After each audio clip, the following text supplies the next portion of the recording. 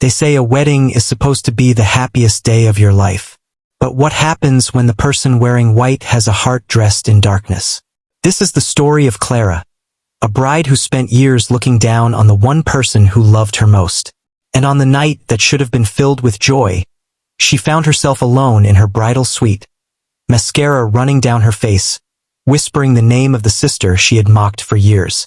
Because sometimes the person you treat as worthless is the very person holding your future in their hands. Stay with me because what happened next changed everything. Why did the groom refuse to stay with his bride on their wedding night?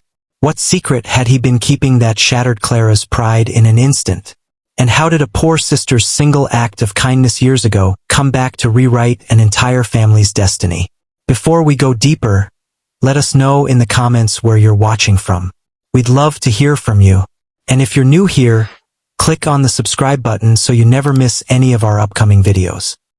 Clara and Joy grew up in the same small house on the edge of town, but their lives couldn't have been more different. Clara was the eldest, the golden child. Everyone in the family praised her beauty, her confidence, her ambition. Relatives would visit and say things like, "Clara is going to make this family proud one day. Just look at her." And Clara believed it. She carried herself like she was destined for greatness, like the world owed her something special. Joy, on the other hand, was the quiet one, the forgotten one. She was 3 years younger, soft-spoken, and always seemed to fade into the background when Clara walked into a room. While Clara attended private school on a scholarship their parents fought hard to secure, Joy went to the local public school and worked part-time at a bakery after classes to help pay the bills. She never complained. She never asked for much. She just quietly carried the weight that Clara refused to touch. Their mother once said, "Joy has a servant's heart," and Clara laughed. "Good," she said, "because that's probably all she'll ever be." Joy heard it. She always heard it, but she never responded. Over the years, the gap between them widened. Clara moved to the city after college and became an event planner. She organized weddings, corporate galas, high-profile parties. She wore designer clothes, drove a sleek car, and posted pictures of her glamorous life on social media. Joy stayed in their hometown, working at the bakery, picking up shifts at the local diner, sending money home whenever their mother needed help with rent. When Clara came home for holidays, she barely acknowledged Joy. She'd talk about her clients, her trips, her latest accomplishments, while Joy sat quietly at the table, listening. One Christmas, Clara brought home a designer handbag and tossed it on the couch. Joy admired it and said, "That's beautiful, Clara." Clara smirked. "Yeah, well, maybe if you worked harder, you could afford nice things too." Their mother tried to smooth it over, but the damage was done. Joy excused herself and went to her room. That was the pattern. Clara took, Joy gave. Clara shined, Joy dimmed. And nobody seemed to notice how much it hurt. 3 years ago, Clara met Michael. He was calm, kind, and successful. He worked in finance and had a gentle way about him that softened Clara's sharp edges, at least in public.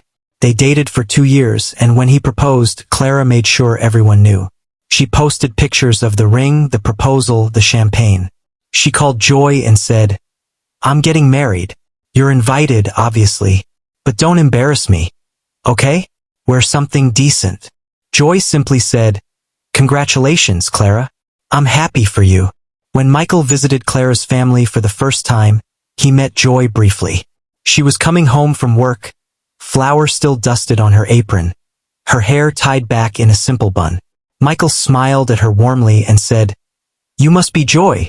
Clara's told me about you." Joy nodded politely, but Clara quickly interjected. "Yeah, Joy works at the bakery. She's still figuring things out." Michael's smile faded slightly, but he didn't push. Later that evening, as he and Clara sat on the porch, he asked, "Why do you talk to your sister like that?" Clara shrugged. "Like what? Like she's less than you." Clara laughed. "Michael, you don't understand. Joy's always been like this. She doesn't have ambition. She doesn't push herself. I'm just being honest." Michael didn't say anything else, but something shifted in his eyes. A quiet sadness that Clara didn't notice. What Clara didn't know, what nobody knew, was that Michael had met Joy before, years before, and it wasn't a passing encounter. It was the day that saved his life. 6 years earlier, before Clara ever met Michael, he had been driving through a rural road late one night after visiting a friend in the countryside. His car broke down on a lonely stretch, and when he got out to check, 3 men appeared from the shadows. They demanded his wallet, his watch, his phone. Michael tried to reason with them, but one of them struck him across the head with something hard. He fell to the ground, blood pooling from a gash above his eye. They kicked him, took everything, and left him there in the dirt. He lay there for what felt like hours, drifting in and out of consciousness, the taste of copper in his mouth. Then he heard footsteps, soft, hurried. A woman's voice. "Oh my God, sir, can you hear me?" He opened his eyes slightly and saw a young woman kneeling beside him. She had a scarf wrapped around her head and was carrying a small bag of groceries. She looked terrified, but she didn't run. "I'm going to help you," she whispered. She tore a piece of cloth from her skirt and pressed it against his head to stop the bleeding. She poured water from a bottle onto another cloth and cleaned his face. She stayed with him, talking softly, telling him to stay awake, until a passing truck stopped and the driver helped them get Michael to the nearest clinic. At the clinic, Michael tried to thank her, tried to ask her name, but she shook her head. "You don't need to thank me," she said quietly. "Just take care of yourself. Please, let me repay you. What's your name? Where can I find you?" She smiled sadly. "It doesn't matter. I'm just glad you're okay." And then she left. Michael never forgot her face. He never forgot the way she stayed when she could have walked away. He never forgot the kindness in her eyes. When Clara and Michael got engaged, the wedding preparations became Clara's obsession. She wanted everything perfect. The venue, the flowers, the music, the dress. And she wanted everyone to see how perfect her life was. Joy offered to help. She took time off work, spent her savings on a modest bridesmaid dress, and showed up whenever Clara needed her. But Clara treated her like hired help. "Joy, the flowers aren't arranged right. Fix them. Joy, the caterer messed up. Go talk to them. Joy, don't stand near me in photos. You'll ruin the aesthetic." Joy did it all without complaint. She smiled. She helped. She stayed quiet. But inside, the hurt was growing. One evening, a week before the wedding, Clara was trying on her dress for the final fitting. Joy was there, holding Clara's train, adjusting the veil. Their mother stood nearby, teary-eyed. "You look like a dream, Clara," their mother said. Clara admired herself in the mirror. "I know. Michael's so lucky," Joy said softly. "You both are." Clara turned sharply. "What did you say?" "I just meant, you're lucky to have each other." Clara laughed. "Joy, please. Michael's lucky to have me. Let's not pretend otherwise." Their mother looked uncomfortable, but she said nothing. Joy lowered her eyes and continued adjusting the dress. That night, Michael stopped by to drop off some documents for the venue. He found Joy outside, sitting on the steps, staring at the stars. "You okay?" he asked gently. Joy nodded quickly. "Yeah, just tired." Michael sat down beside her. "You know, you don't have to do all this. Clara can be a lot."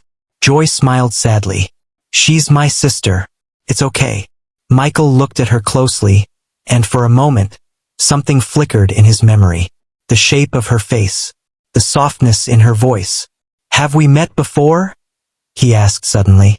Joy's eyes widened slightly, but she shook her head. "I don't think so." Michael studied her for another moment, then let it go. But that night, lying in bed, it hit him. The woman who saved him. The woman on the road. It was her. It was Joy. The wedding day arrived. The venue was stunning. White roses everywhere. Soft music. Golden light filtering through tall windows. Clara looked radiant. She walked down the aisle like a queen, her smile dazzling, her dress perfect. Michael stood at the altar watching her. But his mind was elsewhere. He had spent the last few nights wrestling with the truth. He knew now. He knew it was Joy who saved him. And he knew that Clara had no idea. The ceremony was beautiful. They exchanged vows, they kissed, the crowd cheered. But Michael's heart felt heavy. During the reception, Clara was in her element. She laughed. She danced. She soaked in the attention. But she couldn't resist one more jab at Joy. When Joy accidentally knocked over a glass of wine near the gift table, Clara's voice rang out across the room. "Seriously, Joy? Can you do anything right? This is my wedding, not a disaster zone." The room went quiet. Guests looked away, embarrassed. Joy's face flushed red. She bent down to clean it up, her hands trembling. Michael saw it.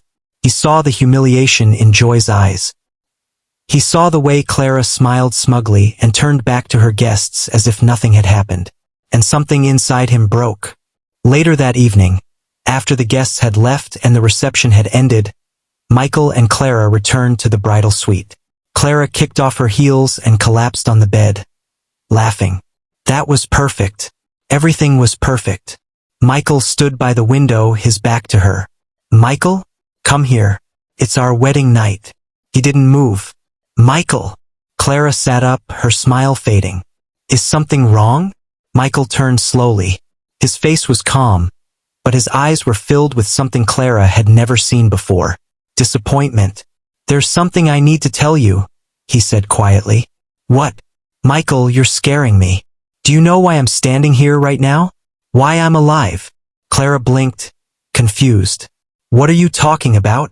Michael walked over and sat on the edge of the bed, not touching her. "6 years ago I was robbed, beaten, left on the side of a road to die. And someone saved me, a woman I didn't know. She stayed with me, bandaged my wounds, got me help. I never knew her name, but I never forgot her." Clara stared at him, her mind racing. "Okay, but what does that have to—" It was Joy. The room went silent. Clara's mouth opened, but no words came out. "Your sister," Michael continued.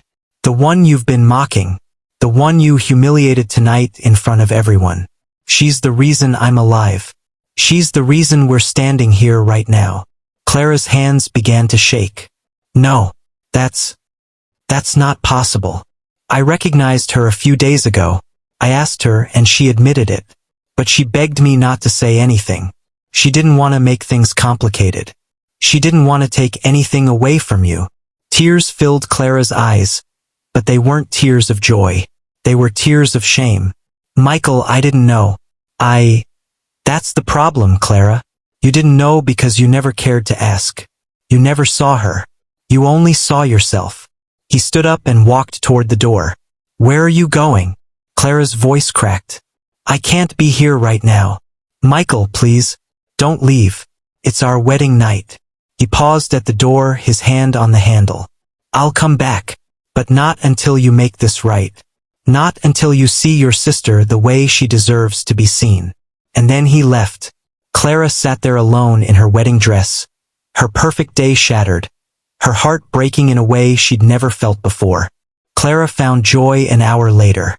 She was sitting outside the venue on a bench, still in her bridesmaid dress, staring at the ground. Clara approached slowly, her heels clicking softly on the pavement. "Joy!" Joy looked up, startled. Her eyes were red. "Clara, what are you doing here? Where's Michael?" Clara sat down beside her, and for the first time in years, she didn't know what to say. "He told me," Clara whispered. "He told me what you did 6 years ago." Joy looked away. "He wasn't supposed to. Why didn't you tell me?" Joy's voice was soft but firm. "Would it have mattered?" The question hung in the air. Clara realized painfully that Joy was right. It wouldn't have mattered. Not to the person she used to be. "I'm so sorry," Clara said, her voice breaking.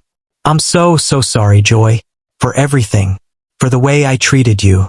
For the things I said. For making you feel small when you've always been." She couldn't finish. Joy turned to her, tears streaming down her face.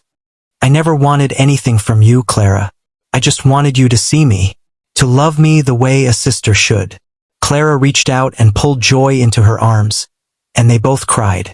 They cried for the years lost, for the pain caused, for the love that was always there but never acknowledged. When Michael found them, they were still holding each other. He didn't say anything. He just sat down beside them, and the three of them stayed there under the stars until the morning light began to break. In the months that followed, Clara changed. Not overnight, but slowly. She started seeing joy not as an obligation, but as a person. A person who had always been there, always been strong, always been kind.